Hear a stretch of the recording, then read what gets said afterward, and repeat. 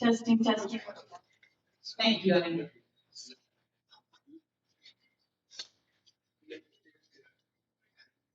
Testing number one, testing. Thank you, Tom. Russ? Testing. It would be much more beneficial if you actually put them on, because that's when you adjust them on, and then we can't hear you. How's that? That's Good? loud and clear. Thank Good. you. Put it on, because I didn't want you to yell at me. Thank you very much, John. Testing 1, 2, 3. Okay, you're out of line, that's okay. I'm Thank you. going down the road. All right. Bring it a little bit closer to your mouth, please. Okay. That's good. Thank you. Yes, it is. Okay.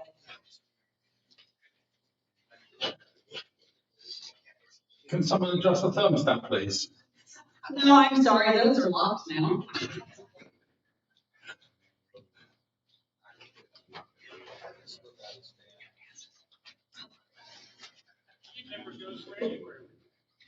You know what, man? I told him he needs a bigger fan.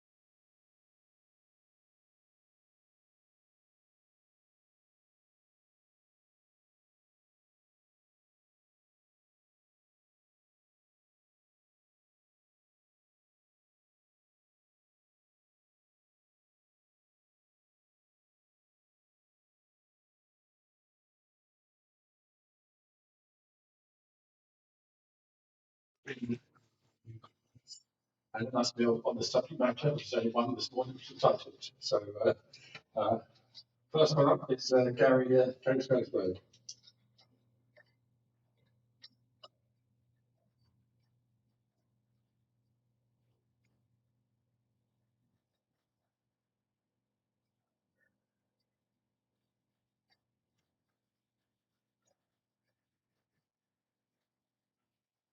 They're killing you there, Gary. Testing, Gary Scottsburg Senior and lot 702. Talking on the budget. Looking over some of the expenses and that stuff and some of the things that were budgeted. Just a suggestion, I think the electric is a little shy of the right amount. And not gonna go into details, I just think it should be increased. Okay? So it's up to you to look at it and see if it's fair. The other thing is, I didn't see on the budget, we used to have a line item for trees to be trimmed. And I've seen in the golf course that they had 30,000 MRO, something roughly. And then I think there's another one for 50,000. And the holes 1, 2, 11, 12, 18, and then 9, which is by the restaurant. And those are 3 years now. They were done 3 years ago. I don't see anything in there to do that. They need to be trimmed. That's when you come in the front gate, that's what you see. Yeah, so that's the other thing. The other thing is for the MRO and sewers and drains, we had it as a top priority when I was on the board for 3 years, that a lot of the drains up on the roads were affecting the golf course. What are we doing for, it was supposed to be done every year. So I don't think that's enough. I think the 30,000 should be increased to 50,000 MRO. We gotta do those projects. There was nothing done for years, 10 years, whatever. And I don't think a plan was ever set up. And the previous management company was supposed to do yearly checks and evaluations. They didn't do it. We need to do it. Otherwise, it's gonna kick the can down the road. It's gonna catch us. I've got 1 more minute. You're okay. All right. Super drainage. Oh, and the community improvement. We talked about that 3 years ago, and actually even before. We had $100,000 in there. That was to do like 18 along the road there, and that was supposed to be done this year for 2025. Nothing's done. Very much an eyesore, needs to be done. So whatever we have there is not 100,000. I think we've got 80. I think that needs to be increased to 100,000. We need to do these projects. And the beautification in the committee and the community wanted this beautification. So it's nothing new. We need a little extra money. Good. Thank you, Gary. Thank you. I'll stop you there. It was 17 seconds over. I'll let you finish your sentence.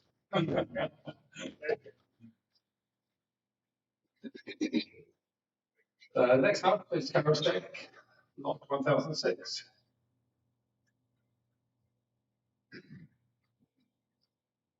Thank you.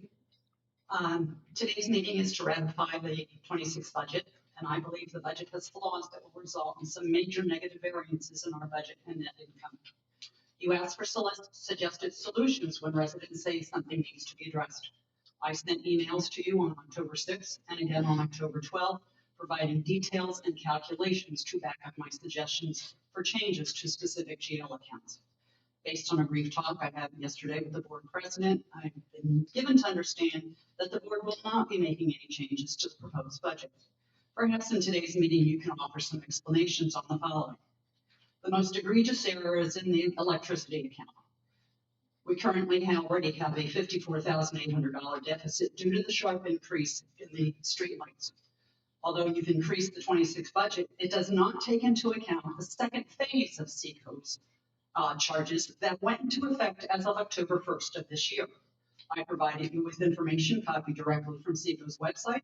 I even included the web link page so you could personally verify that information. Based on the daily rate increase and the number of poles we have, our 26 costs for just the streetlights will increase by $70,678. You have not allowed for that at all in your budget. The second area of concerns are the GL counts, which are 100% contract driven. such as with FSR and with Cypress. There are proposed amounts that do not reflect what is actually in the contracts. One, convenience fees, incomes, budgeted at 22,000.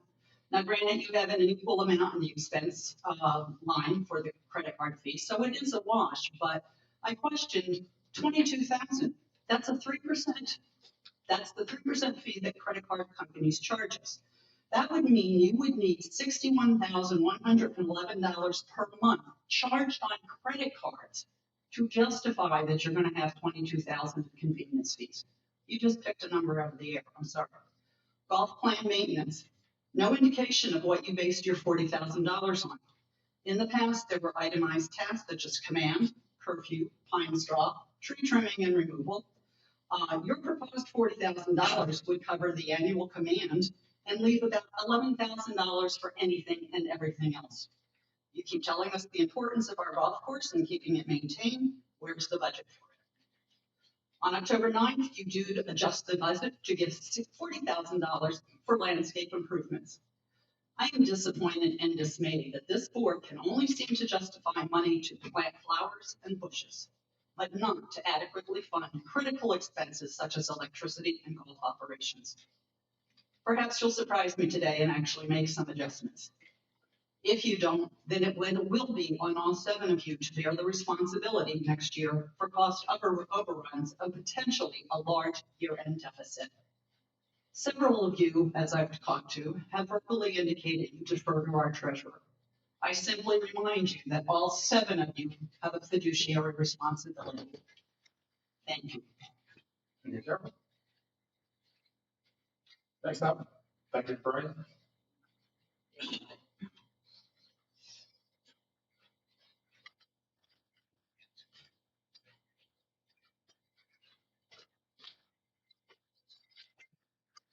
Morning, thank you for about 473. November 2020, I moved into this community from my house in this community. All I've heard in meetings was, we've got to get revenue better. Revenue has to get better. We've got to do revenue. Well, we're not making revenue. We're not getting revenue. Nobody talks about the life I came from. We had cycles. We learned how to cut costs when we had to. The budget, you're going to approve it. I know that. This meeting is just to say, okay, but we need to start talking about control of cost as well. Thank you.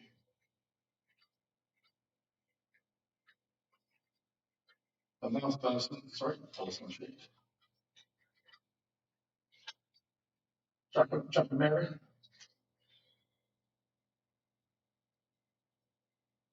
Chuck. Oh, you changed mine. Okay. Okay.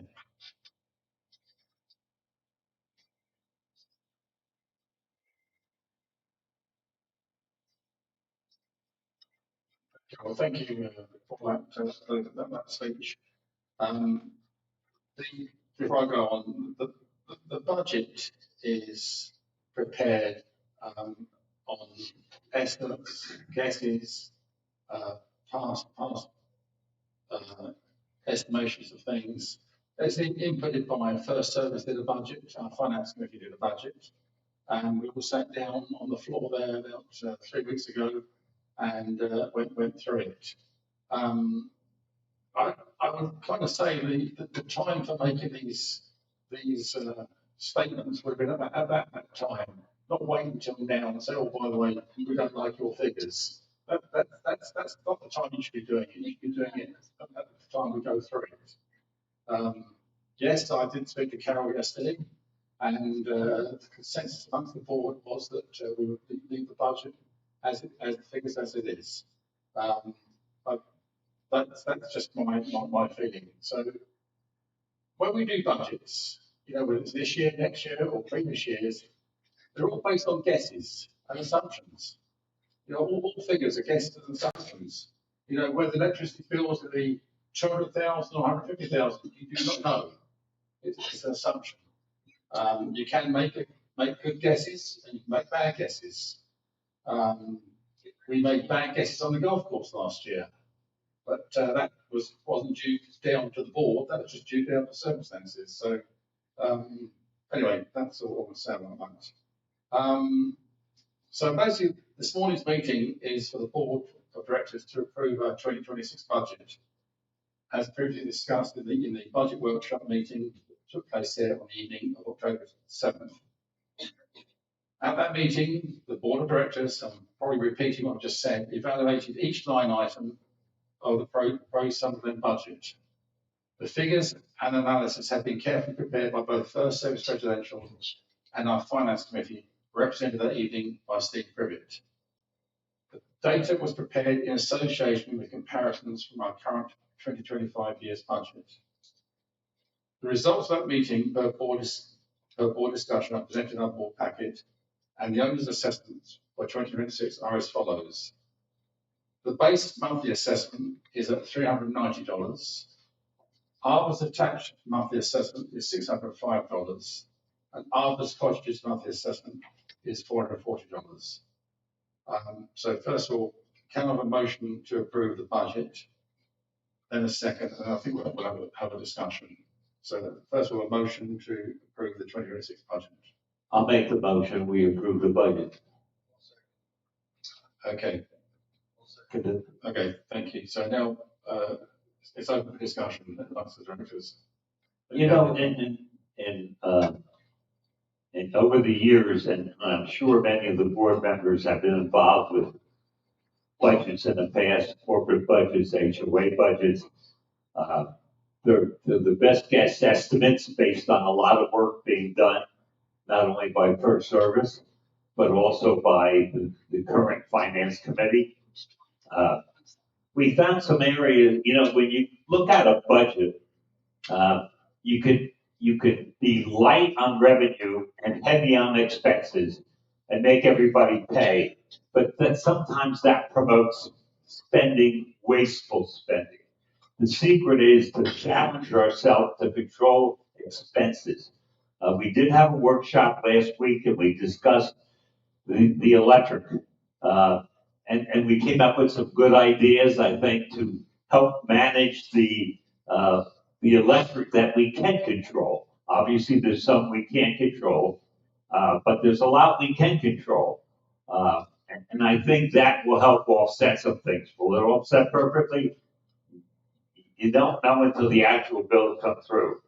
I could tell you, in some of the discussions we've had, I think one of the board members had a comment by a gentleman that works out at 6 a.m. in the fitness room. When he goes in at 6 in the morning, it's 65 degrees. Why should it be 65 degrees? I mean, just an indication that we can manage our costs to some extent. The ones that we can control, we can manage. We do have a line item for DRA maintenance, which is in the past has been basically for sinkholes. This year so far, we haven't spent a lot on sinkholes, but it was our understanding in the past that we can also use that for erosion and DRA maintenance, and that money is in there at $75,000. Okay, that allows us to do some of the erosion areas. What we really need to do is challenge ourselves to spend the money wisely. If you sometimes put too much in the budget, it says, well, what do we care? We got budgeted, let's spend it. We got to spend it smartly. And we got to really look at all the things we do and make sure that we're doing it for value, that we're getting value. The same thing with all our contractors. We need to make sure, and on the golf side, we've increased and put in a new maintenance company. We're paying a little bit of a premium for them, but everybody feels at this point that they're doing a great job. That's the community, that's a golf improvement to some extent. So there's a lot of areas that things are happening. I just think we need to manage our expenditures, manage our contractors. Maybe we could do a better job managing our contractors. We have made some changes. We made a change with, the golf. We went from ABM to Cypress. Was considered better. So far, that looks like they are better. We still have to manage them.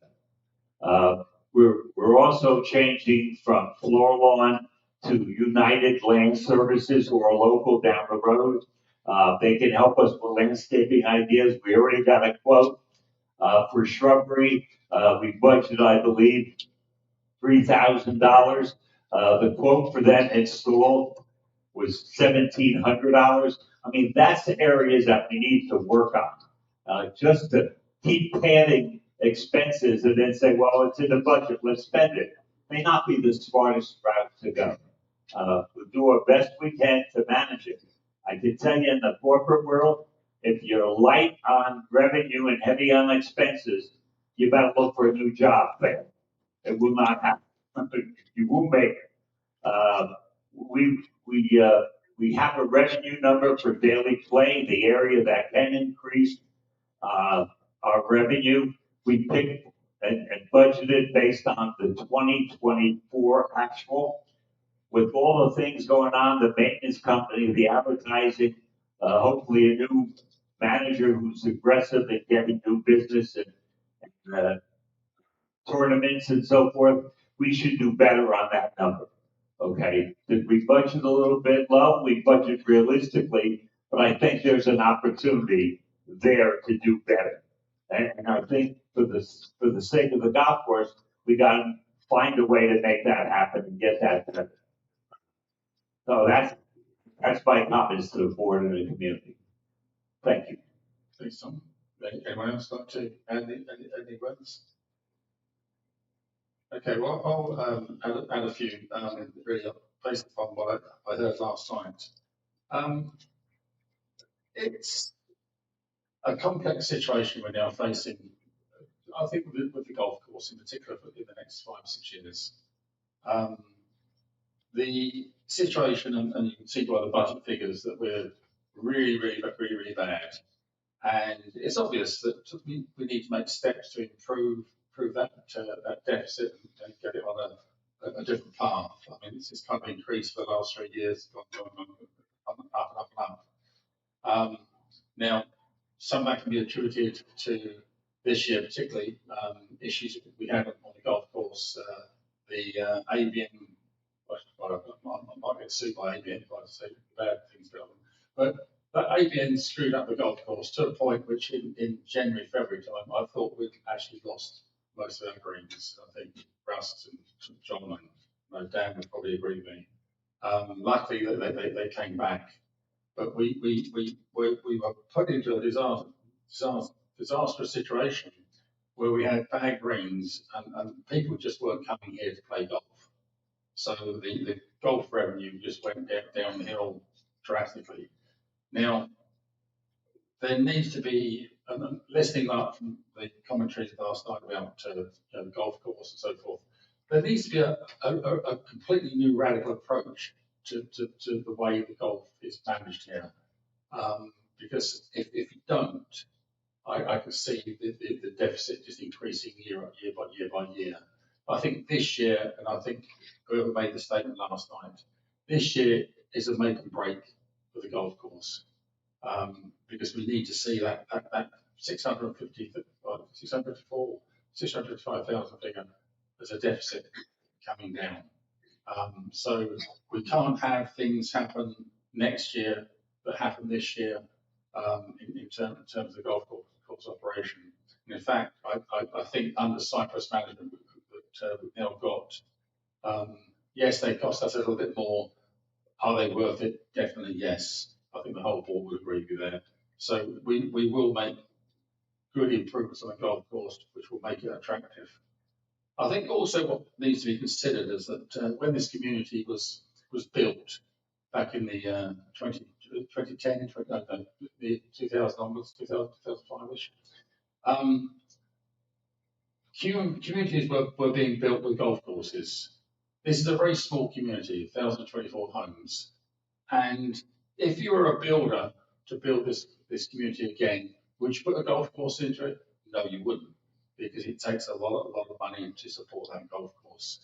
And unless you are in an area which you can attract a lot of people to play, then you have an uphill battle to get people to play and sustain the cost of the golf course.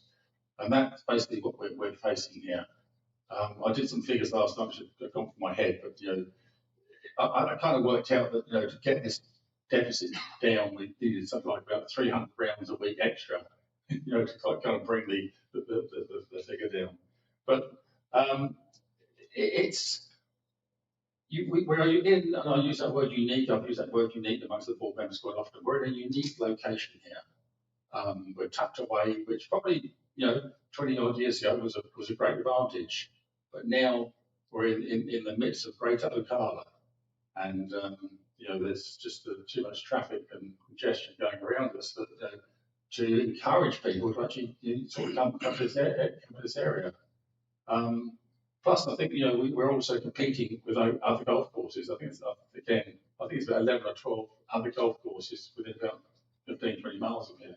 So you're competing all those other golf courses, and add that to the fact that we have an aging generation here, and it's an over 55 golf course. It's not a golf course developed for public play from say 10 years old up to 75 years old. So a golf course is defined in a different way to the normal golf course. So the golf course, we need to focus on that golf course very heavily, and get the deficit down. I heard talk last night about equity membership and stuff like that, and personally, I feel that a gesture from equity members to make a small cost of living increase would kind of help, and it got the mood of the community a little bit better. I think Marty Sawyer sat at the back there. I was listening to the pack. He said, I've had to pay 5% each year for the last 3 years, but the equity members have remained static. Now, that's kind of an unfair balance. Yet all these people are supporting, including myself, I also play golf. The whole community is supporting the golf course. So we need to be very careful, to make sure that deficit gets reduced. Because I can see, 5 or 6 years' time, there being a little rebellion in the community. So that's just my words of warning to everyone. So that's my statement on the golf course and other things that went on last night. So I think we should take a vote then, because I think I just want to make one more comment. There's been some discussion from the community about promoting summer learning. Well, I think we're doing that. Could we do better? Of course we could do better. We're having tomorrow a craft fair. It's been advertised. It's even on the billboard for the craft. Saturday for the craft fair, rather. Anything that gets people to come in the front gate helps the community. Whether they come for the craft fair, whether they come for a garage sale, or whether they come to play golf or eat at the restaurant. Once they come in the front gate, they see what we have. It's a nice approach coming in the front gate. They see the golf course. They see the restaurant available. They see the nice looking homes that are fairly well maintained. That's one of the things I think that we've been doing. We can do better. But everything we do that gets people in the front gate, again, whether it's a garage sale or a craft fair or the restaurant or the golf course, all that helps the community, makes us well known. Yes, can we do it at a larger scale? Possibly. That needs to be looked into. But we are doing that. Anything that helps the community, gets people in the gate, is a worthwhile achievement. People come in here, they see it's a nice looking community. It's fairly well maintained. The homes are maintained. We have for the first time in a while, a nice restaurant that seems to be doing very well. Some of the information we've got means that people are going to eat there. All that helps, okay? Certainly it helps the golf course. Whether you play golf and eat, or you eat only, it gets people talking about Summer Glen, and that's a good thing. I do have something. Yeah, welcome to it. You know, Um, we're- I had the stage. I did have a short speech for director input, but I want to piggyback on what you said about the golf course. Sitting last night during the candidates forum, the golf course shortfall was, and budget was a major discussion. It seemed to dominate the evening. And moving forward, we know that shortfall, as Raymond said, is not sustainable moving forward.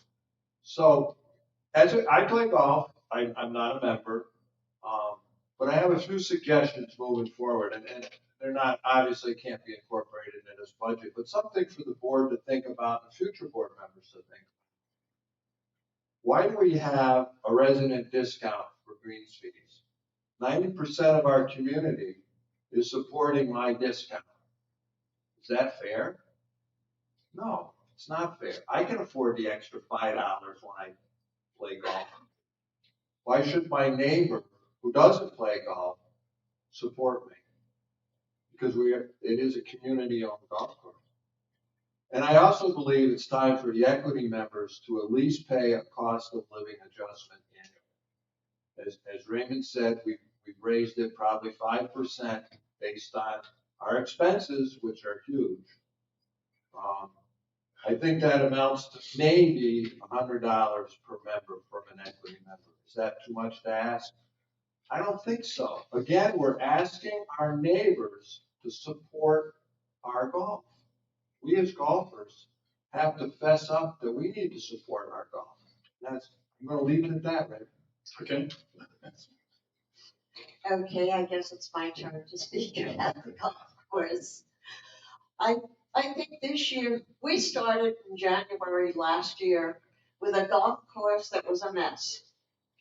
And January, February, March, when we should have been making good money there, we were lucky if anybody from the outside came in because it looked horrible.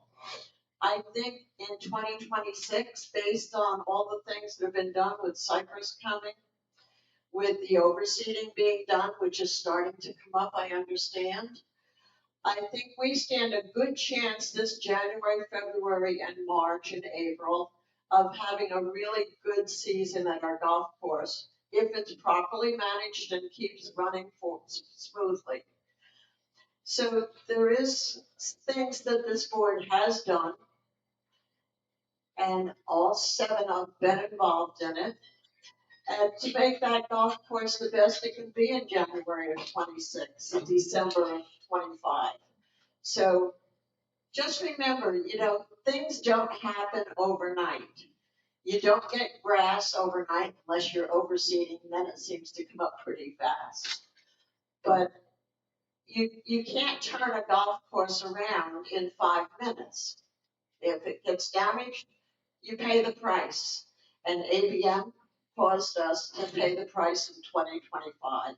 So I would expect to see an increase in revenue for that in 2026. And it'll be because the golf course got repaired and is going forward. We hopefully will have a new golf manager here in a short period of time.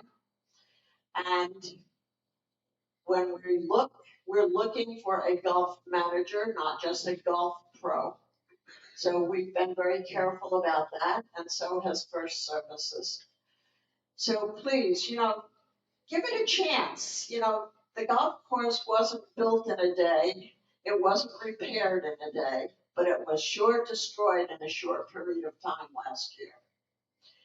So that's my take on the golf course. As far as everything else is, it's easy to sit out in the audience and come up with a solution for something or complain about something, but it's not always easy to fix it.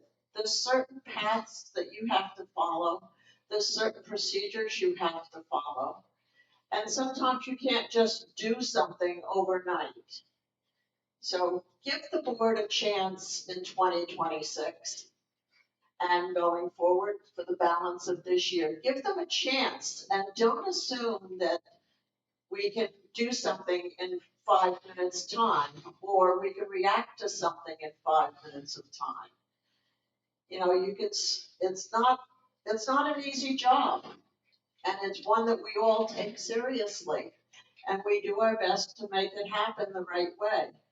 And yes, well, sometimes we're going to make a mistake. It's called being human. But just keep in mind, everybody that's sitting up here as a board member or ever applies to be a board member is somebody that cares about your community.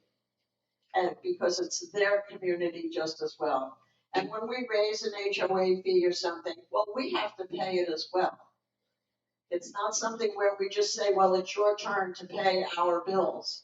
We're paying the same thing you pay to live here. And I love Summer Glen, and as you know, I'm leaving, but it's for personal medical reasons in my family. Has nothing to do with Summer Glen, or I would be here until they took me out in a box or a hearse. So bottom line is, just be patient with the board, give them a chance to do their job.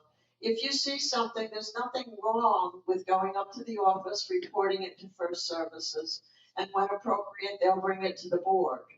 But waiting for a meeting to stand up and say something, we appreciate that you do it, but it's a little bit late at that point. That's my take and my suggestion for 2026. Please go to FSR if there's an issue of any kind you know about, and take it to the right place to begin with and then work it through the system. Because they do tell us what's going on when they have something that needs to be addressed by the board. So that's all I have to say. No, I didn't.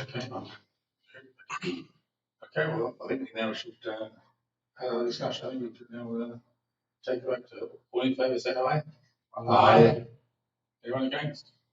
Okay, so the budget for 2026 has been approved. So we're now actually in that part of the meeting where we're actually have directors input again. So if any of you would like to add anything else, please feel free to do so. Since we're talking about the golf course so much, can we get an update on our new hire? Yes, we can. Guy has come down and he's looking at the contract now, and hopefully once signed, he'll be taken on board. He's in first service hands at the moment. And what are we gonna do in the meantime until he gets here, We still as have. far as advertising and stuff? Oh, in terms of advertising, we discussed that yesterday at the management meeting. The notice of which I haven't sent out to everyone yet, but we talked about that. We're taking out advertisement in the Marion area and the Village Sun. And we're still continuing our advertising on the sign, big sign out the board. Since the snowbirds start coming in November, do we have any plans on advertising in the villages? Yes. Yes. Yes. So we're gonna advertise them? Yes. Yeah, we discussed that yesterday, and so I'm gonna look into the rates and all of that for villages, yes. Thank you. Yeah, that's And also one of the big bullet points in both Marion Sun and that is going to be the overseeding, as well as like a 10% off kind of round, with a tavern also attached to that, and that as well. So again, destination course, come here, play golf, grab lunch, drinks. I think Kevin summed it up best in a management meeting, Dan. This is our year to rebrand Summer Glen with a new golf course and a new restaurant. So who's gonna set the price for the, like, November, December increases? Because I understand that this new hire is not gonna come in till December. So do we have a committee that's gonna be working on that? So Right now, it was left the same as we overseeded it. We're reaching out, I believe, to Golf Now to get some suggestions. We have to be competitive with other courses, obviously. If you go on Golf Now and you look, you search Ocala, you'll see a lot of different rates. Unfortunately, all the golf courses are not apples to apples.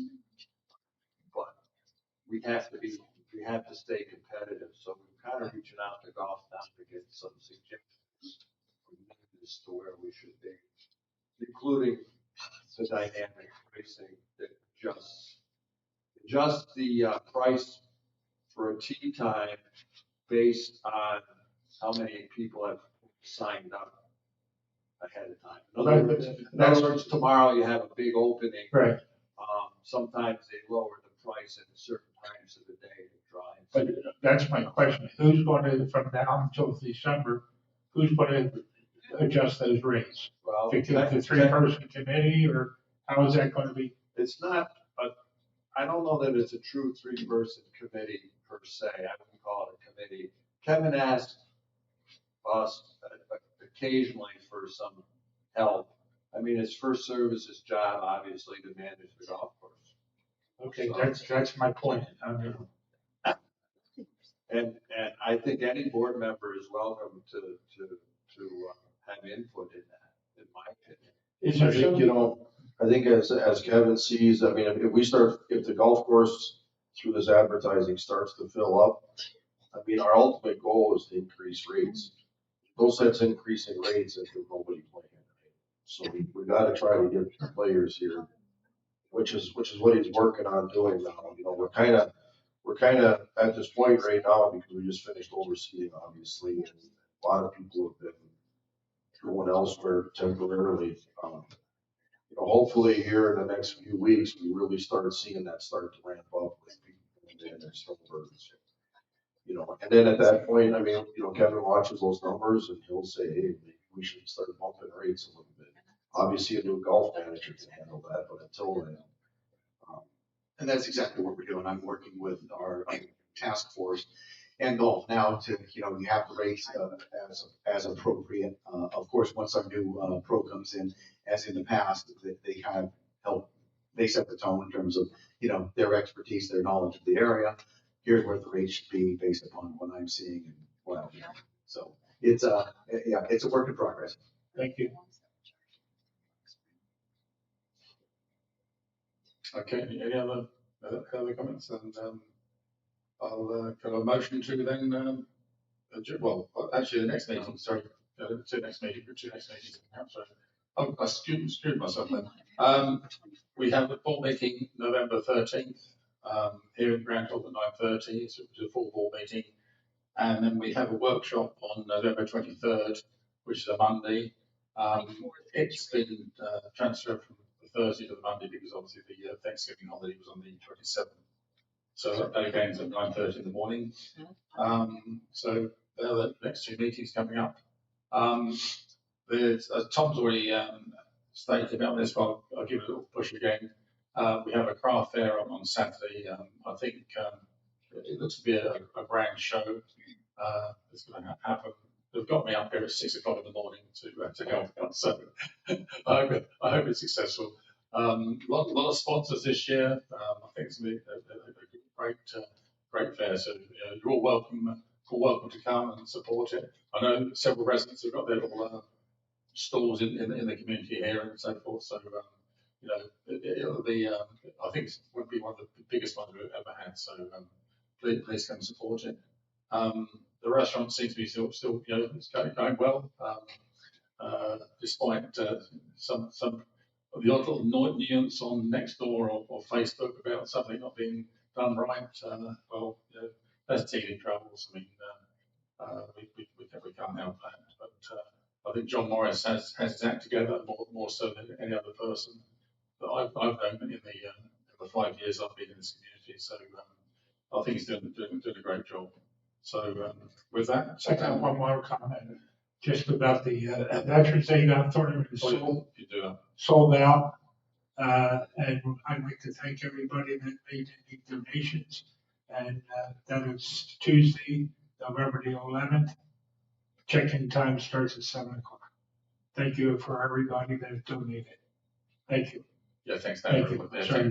thanks for I forgot. Okay, so I have a motion then, please, to adjourn the meeting. I'll move, we adjourn the meeting. I'll second. Okay, all in favour? Aye. Aye. Okay, so the meeting's adjourned at approximately 10:15.